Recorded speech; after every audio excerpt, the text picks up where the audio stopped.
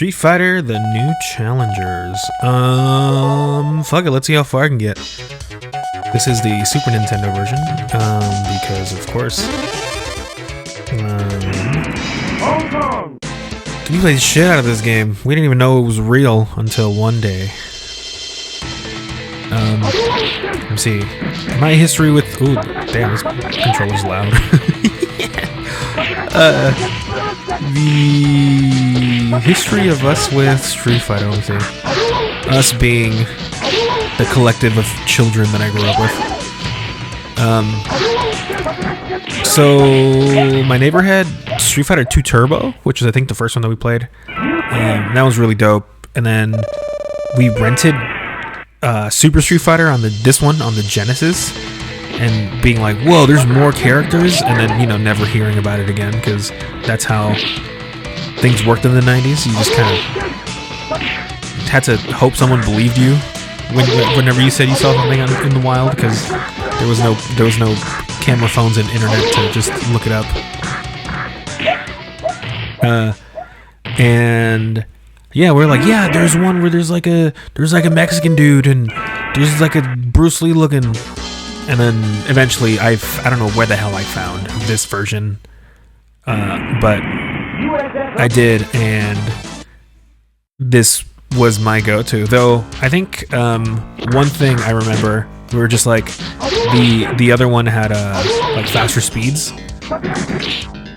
but I don't know, I think this game like redid the music to make it sound better. It added the new characters, and I think some of the people had new moves. I don't remember. But oh my god! But yeah, overall, I think this is probably my favorite Street Fighter 2, because there's so many different versions of it. And like on the, what's that game called? The Anniversary Collection, they have Street Fighter 2 Turbo, but it's or Street Fighter 2, this, whatever the fuck this game's called. Except that it's the arcade version, so like there's better frames and it looks nicer, but the music's a little bit different.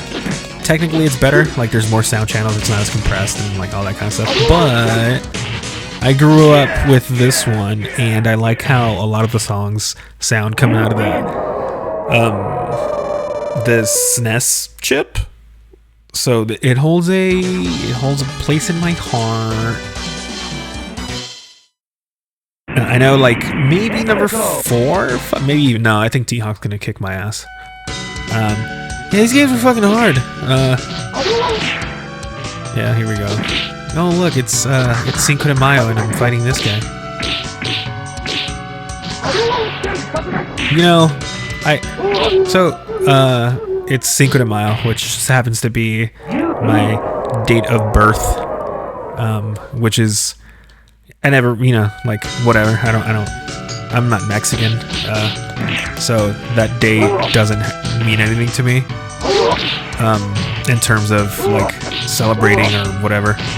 But I am Hispanic, so anyone who is Hispanic knows that if you are any kind of brown that speaks Spanish, you are automatically considered Mexican by people who don't know.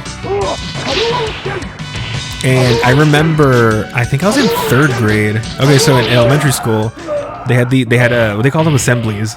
So every once in a while, they would do this thing where in the schoolyard, like before class started, they would have everyone line up outside, and then there was like in front of the computer lab, which was on the 2nd story, there was like a balcony, and then you would,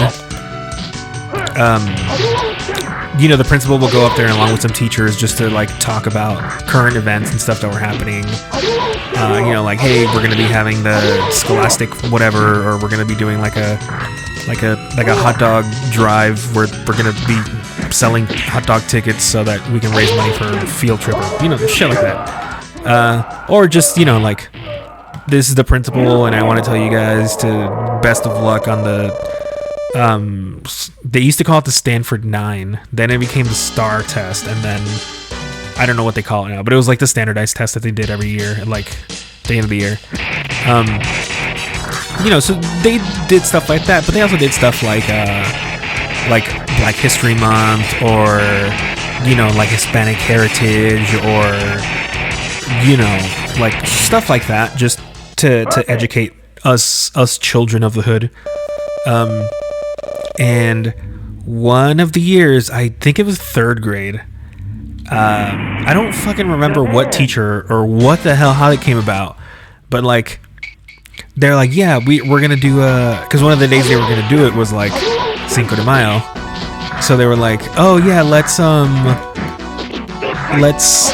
do, we're gonna do like a thing, and we're gonna have someone like talk about Cinco de Mayo and like what it means and blah blah blah.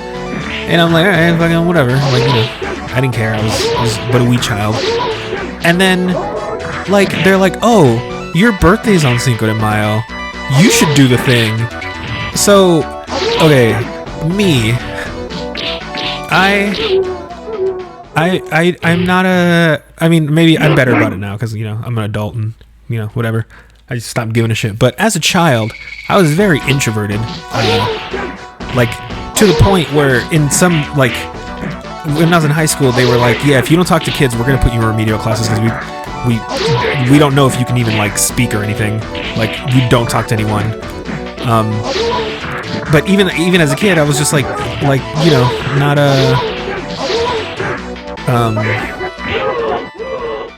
I was never the, you know, like hey, let's be friends. I was just kind of like in my own little corner. So then when they were like, yeah, you're gonna do the speech for Cinco de Mayo, I was just like, okay, cool, whatever, you know, because I'm a kid. I just do as I'm told because that's what I was, you know, that's how I was raised. You know, question the teacher and whatever. And I remember like going up there, and it just happened to be like a super bright sunny day. Like the sun was in my eye. I had to read a friggin' paper, and I had to like project because all they had was like it has like a little, God, what are those things called? It's not a megaphone, but it's like a PA system, I guess, where they have a little microphone that you talked into, and then there was like a little speaker that would project out into the like the yard or whatever the hell, the schoolyard. And then yeah, they had me up there, and then I read, I don't know how long of the thing I read, but I don't remember like much about it. I just remember that I was not happy about doing it. Like I didn't tell the teacher like, no, I don't want to do it or whatever, but I knew whoever the hell I would talk to at that time. I was like, yeah, I don't want to do this. And then yeah, I did it, and it was, I was just like, what the fuck? Why would me being born on this date have anything, like, why would I be, like, I'm not Mexican, like, I don't even, like, that's not relevant to my culture or whatever. But yeah, that's a Cinco de Mayo story there for my youth. Did anything else happen in Cinco de Mayo? No, I mean, not really. That's the only. A lot of people I know, like when I told them, they're like, "No, you're lying. That's not real." I'm like, "Yeah, like I was born on that day." Also, apparently, I remember reading about it somewhere, but I share a birth date, like year, like day and year, with Chris Brown. What is he, like an R&B singer or something? I don't know. I remember him as the guy who like beat up Rihanna and then got sent to jail. So that fucking guy. Apparently I share like the exact birthday with him, which is crazy because now I'll never be the most famous person born on that day. And now my only dream is shattered. And I just got my ass kicked.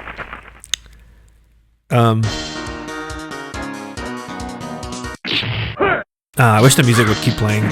Yeah, this is like my favorite stage in all of Street Fighter. Like the music, the like aesthetic.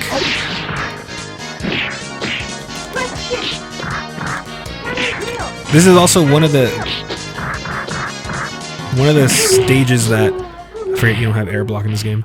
There's also one of the stages music that I think the like arcade version it's I don't like it as much because it has a different instrument in the beginning and it's like more of like a guitar-ish sound since all of these sounds are like imitating real life sounds. Yeah, and it's super loud and like it drowns out the melody. But this one is like pristine. I love it. And then, oh my god, the fucking remix they did because they released this game on the Switch, weirdly enough. Oh my god. Yeah, they released this game on the Switch like as a launch title. It's like Super Ultra Mega Street Fighter 2 Maximum Turbo. And I think it still looks like this, or they might be using the sprites from the HD remake that they did in like 2008-ish, which at the time were cool, and then as time went on, I realized I don't like. Oh my god!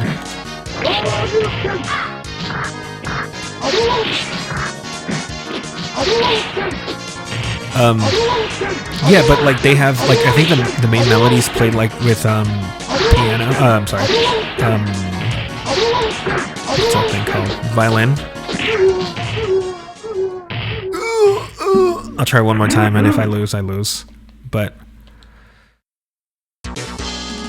yeah, the remix from the song in the newish, I guess newest version of this game is just primo.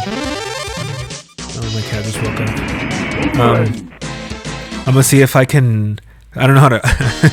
So I don't really know how to edit video and you know do all that cool stuff that you see on the internet. But if I can figure out how to do it, I will.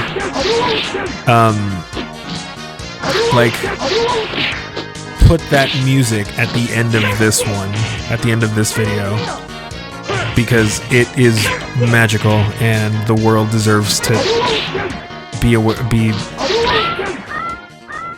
be learned of its existence. You win. Also, yeah, you know what? And then if I can, I'll throw up a picture of what this level looks like in Street Fighter 5 because they like what's it called? They brought this level back for Street Fighter 5, and oh my god. It looks amazing. Like, it looks like everything I imagined this stage looked like as a kid.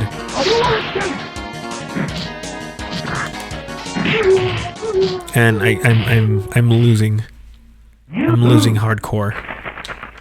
I don't care. Oh, do I win? $5 says I lose. Well, you know what? Maybe not. Actually, no, I don't trust it. The CPU always has some, like, they always have some trick up their sleeve.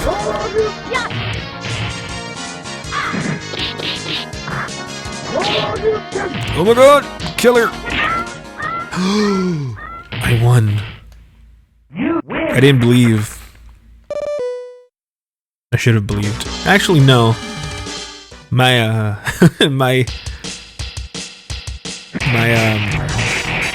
streak was not good.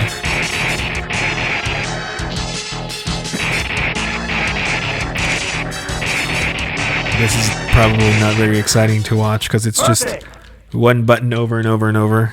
But that is the strat to get the best score, or to destroy it as fast as possible with Ken and Ryu.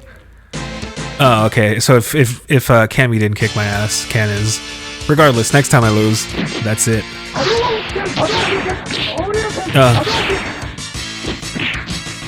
I don't know if it's in this game, but I think it's in Alpha 3 that like I learned his, because I played it so much that I like learned his like what the computer does, like his tells. In that game, he'll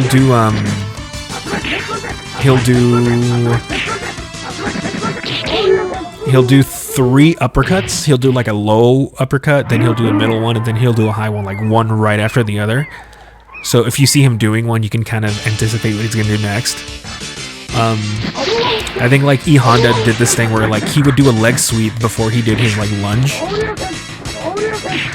Oh, maybe he does do it in this one too. He was doing it there for a second. Okay, I don't know if the game just glitched out for a second or what the hell that was. Yeah. RIP. Fun fact: this song sounds a lot like Mighty Wings by Cheap Trick, off the Top Gun soundtrack. I don't remember where I saw that, but I did, and it's true, and it rips. 5, 4, 3, 2, 1, 0. Ooh. Alright. That's what I think of this. Yep.